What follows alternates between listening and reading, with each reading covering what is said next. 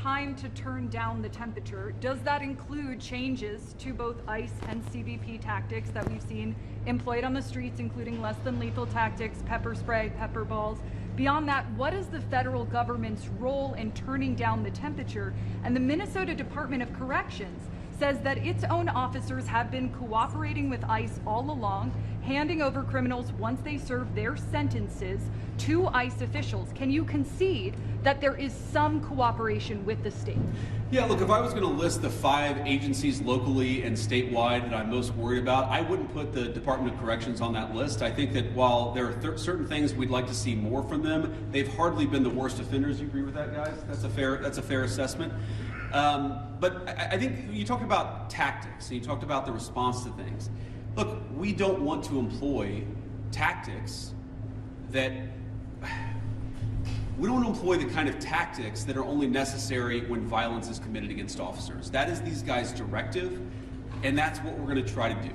And again, you see, the president said this a couple of days ago, whenever you have a law enforcement operation, even if 99.99% of the guys do everything perfectly, you're going to have people that make mistakes. That is the nature of law enforcement.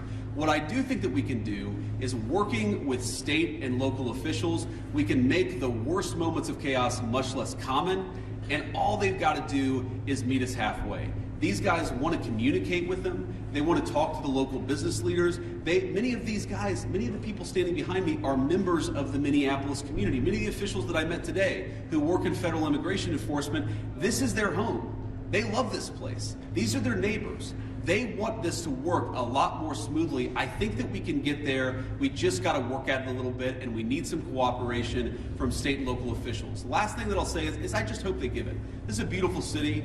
I've only been here a few times. I love it, even in this weather. I love Minneapolis. We could do a lot better. We could do a lot more with more cooperation. The Trump administration, the directive that I got from the President of the United States is meet these guys halfway. Work with them so that we can make these immigration enforcement operations successful without endangering our ICE officers, and so that we can turn down the chaos a little bit, at least. I think a lot, actually. But for us to do that, we need some help from the state and local officials. We will keep on working with them, and so long as they're willing to work with us, they will always find a partner in public safety and law enforcement in the Trump administration. Thank you all.